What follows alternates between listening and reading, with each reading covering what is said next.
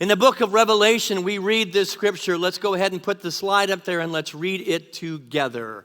Miracles occur. Yes, together we say, to those who overcome will I give a white stone, and in that stone a new name is written. In ancient times, when a prisoner or any person on the planet was released from bondage of any sort, imprisonment or slavery, they were given two things. First, they were given a white stone, much like the ones that we have here today. A white stone that was a symbol of that freedom. Anytime they were questioned about whether they were a free being, all they did was pull out of their pocket, I'm free. I'm free. And say that with me together today. I'm free. You are free from the judgments and the opinions of anybody in this world, including the stinking thinking in your own brain. We declare that you are free from that, and you're going to have a white stone to prove it. To exclaim, to name, and proclaim to the universe, you're not bounded by any limitation. Yes? And it says, in that stone, a new name is written. Metaphysically, that means a new nature, a new way of being, a new way of walking and breathing and contextualizing your life. So today, you're going to be challenged to claim the magnificence of your soul that maybe you had forgotten. That you're not going to be who you have been, but you're going to be who you have always been and forgotten. Yes? Hand on your heart, I know who I am. This stone is a symbol. They are no longer defined by any limitation or imprisonment, but by the very nature by which we, you, I, choose to live our lives. The kingdom of heaven has been placed into our hands. All the good that you could ever desire is in your heart, in your mind, in this great laboratory here, and this great sanctuary here. And when they marry, you can create heaven on earth. Anybody ever experience heaven on earth? How would you be if after today it got a little bit more heavenly out there? Oh, come on. When somebody asks you, how would you feel if life could be a little bit better than it was yesterday? And you go, well, I'll get back to you on that. Think of all the powerful speeches throughout history. Where would we be, when, especially around freedom, if Martin Luther King had said, I have a dream? No, you have a dream. You have a vision. There's divine ideas planted in your heart, and you are the only person that can bring that heavenly experience to the earth. And so, yes, the gauntlet's thrown down that you are a creative being created in the image after the likeness of God. That means you are creative. And today, I want to know what you're creating. Fill in the blank for me. I am creating, and then yell it out. Let me give you you guys ready? I am creating. We had a whole essay over here with Averill. Let me give you my list of what I'm creating. And I say that's a wonderful thing. Have a list of what you were creating. Know that the kingdom of heaven is in your hands, and it's even heaven or hell based on your thinking, good or otherwise. So choice is our greatest power. You know that? That's what we call grace, the choice. My ability to choose my experience, good, bad, or otherwise. You don't like it, make a different choice.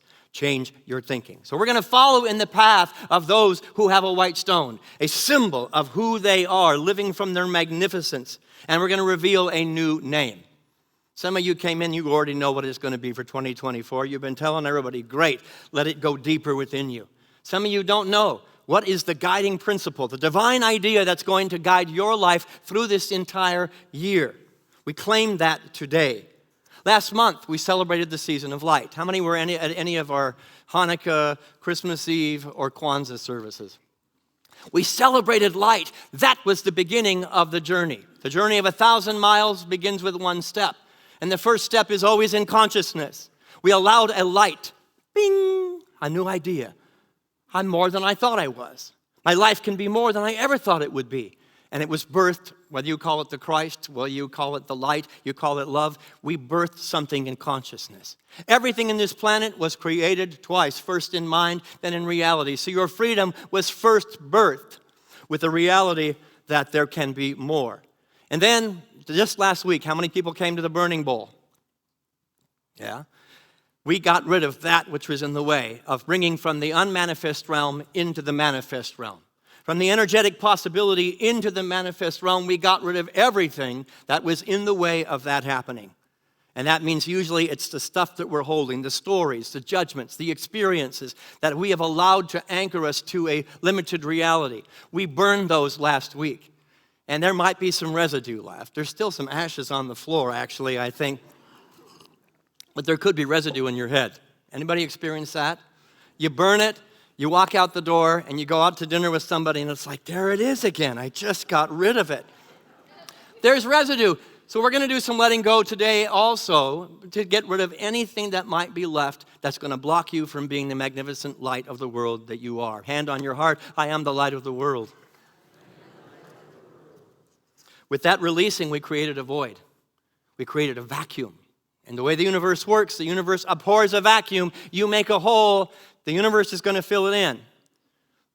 It's going to fill it in through you consciously, because if you don't, you ever notice that? If you don't fill in your life and define your life, somebody's going to do it for you. I got people in my life that would love to define me if I create a void and I don't fill it. Today at the White Stone ceremony, we fill that void. We answered that vacuum, and we put into the input of this computer and this sanctuary all that is holy and good and wonderful.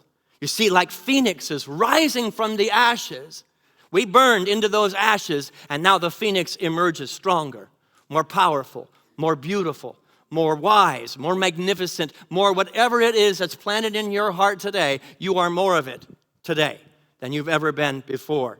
And you're going to let that principle and that idea and that word guide you throughout the rest of the year. So we're going to name, claim, proclaim, and exclaim exactly who we are. Free,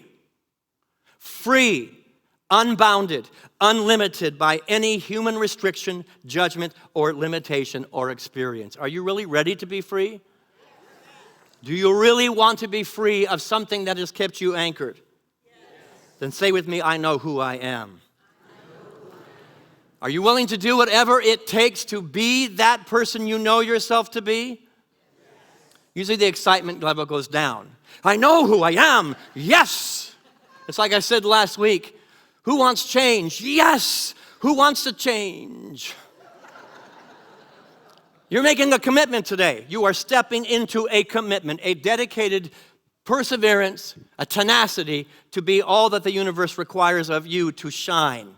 All that the universe requires of you to be the light of God, to be the emissary and the ambassador, the testimony to God. That means freedom needs to be grabbed by the horns.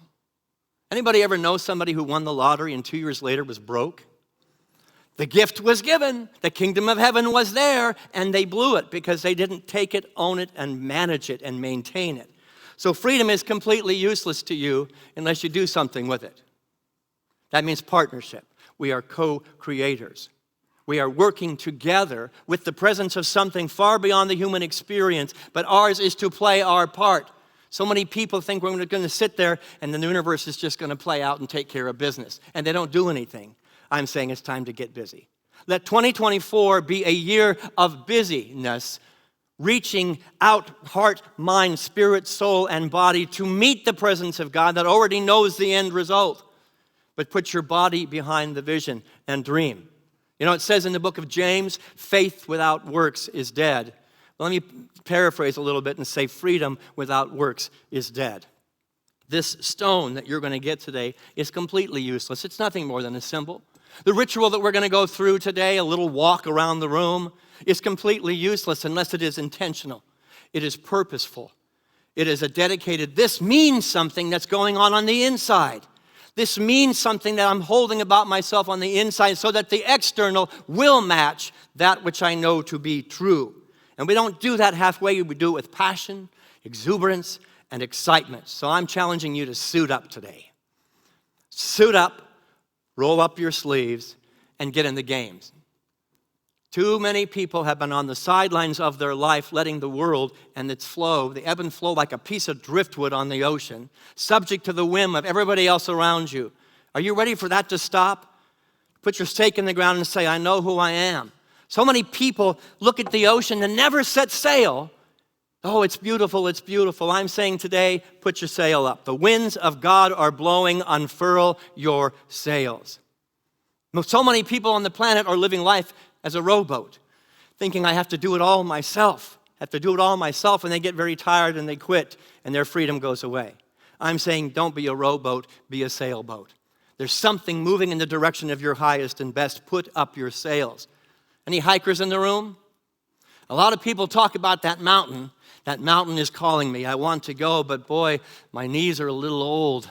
I'm a little tired. Maybe I'll get to that next week. We have mountains in our emotional experience, our spiritual experience, that have been waiting for 5 years, standing at the door saying, come on up the mountain. This is the year you climb the mountain. The journey of 1,000 miles, whether it be that direction or this direction, is one step up. Today is simply one step. One step in consciousness, one step in purpose to climb the mountain. So I'm asking you to risk. This year, I want you to risk more than you've ever risked. I want you to challenge yourself and those in your environment like you have never challenged before. Let your heart beat in your throat. If your dream and your vision is not causing your knees to knock, it's too small. It's getting uncomfortable. If your knees are not knocking with the vision of what is being called from you and as you, it's too small. Fear is your partner, not your enemy. Just make sure it's operating at 49%, not 51%. Fall down. You're going to fail. I guarantee you, I can promise you, you're going to have the freedom and you're going to drop the rock.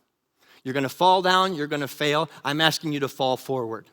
In 2024, fall forward and pick up the rock and rise again and again and again. We all know this silly adage, but it's so true. Fall down 7 times, get up 8.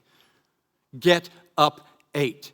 Ours on this year is to no longer define ourselves by being on the ground, but by that which we know is true about us spiritually. Yes? Pick up the rocks and be the phoenix and fly. I'm going to invite Tara to come up here. We couple our white stone ceremony, a little different than other churches, with a walk of transformation ritual.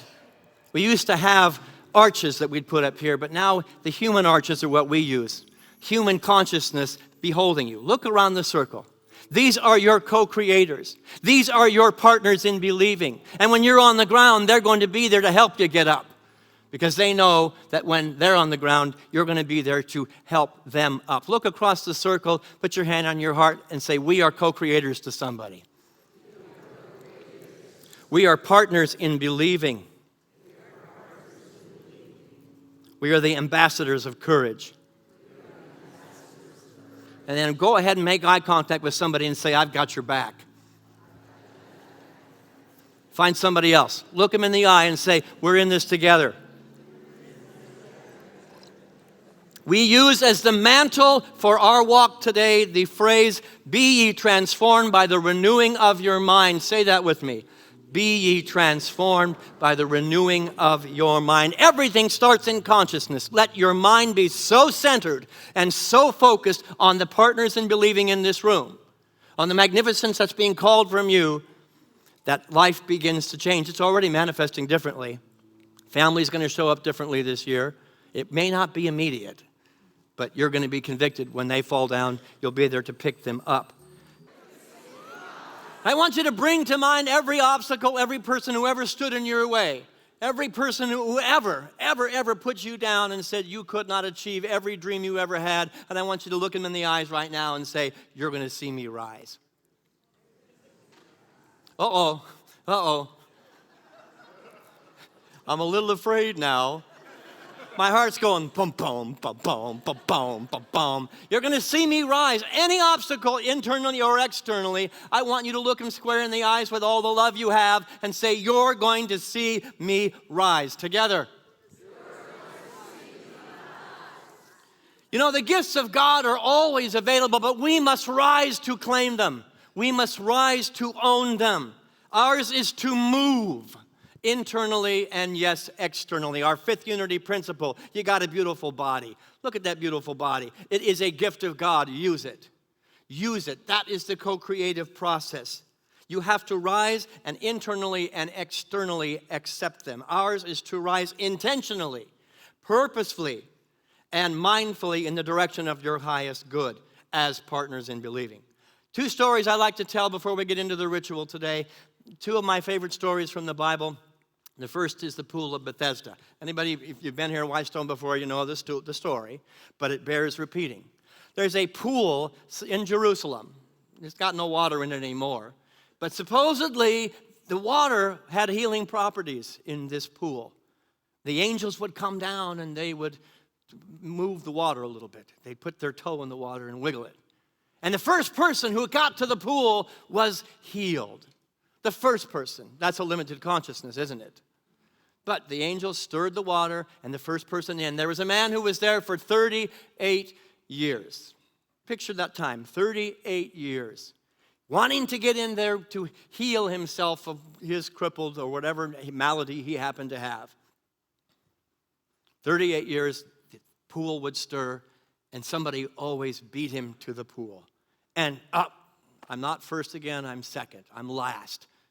And for 38 years, he was a victim to his circumstances externally. And then Jesus comes along, our master teacher, our way shower, our elder brother, and he asks the pertinent question, well, do you really want to be healed?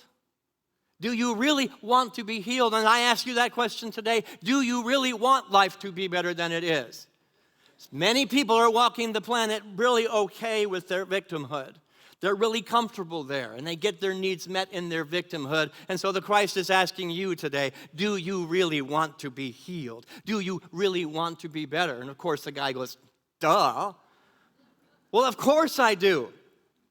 And then Jesus, being the master of tough love, says it clearly. Then take up your mat and walk. Take up your mat and walk. What Jesus is saying to the man is quit giving your power away to angels. Quit giving your power away to water in a pool. Quit giving your power away to the people who beat you to the water. Quit giving your power away to your experience, your past, and your history, and own your life. Own your life. That's what we're being called today to do. When you make the walk here in a minute, is to own your life. He's saying right now, stop defining yourself by limitation and start defining yourself as the healthy, vibrant, abundant, and powerful being of light you have always been. Stop defining yourself as a victim. And you may have had the worst possible life up to this moment, but it does not and will not define you. So I don't begin to diminish the pain that anyone in this room went through. Let's get clear there. But my job as a minister is to behold you as the light of the world and to lift you up anytime I get a chance as your co-creator, as your partner in believing.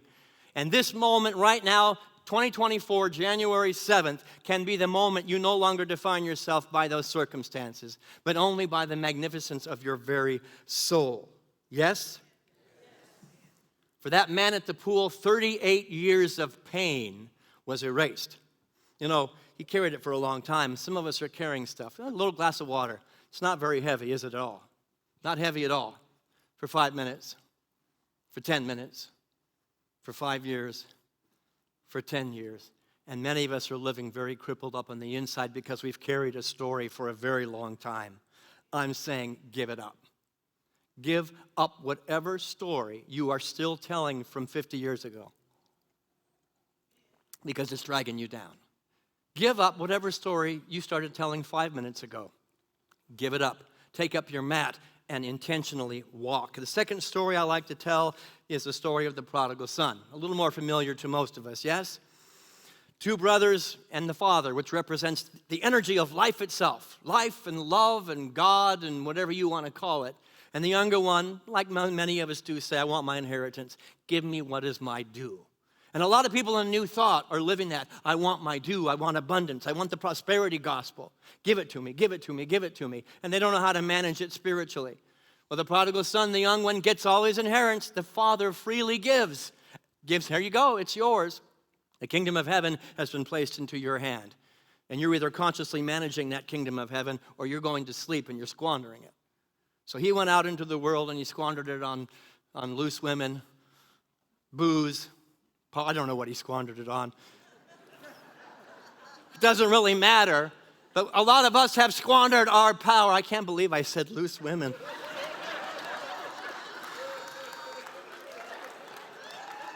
Maybe it was loose men. But in my job, sometimes I get up here and when I get going and I get off that script, you wonder why I have notes. It's because my mouth is very dangerous off script. Apologies for anybody who was offended. But the reality is that we've been given this magnificent, we walk into a unity church and say, wow, I can create heaven, and then we squander it because we go to sleep. Well, the prodigal son ends up hanging out with the pigs. All the money's gone.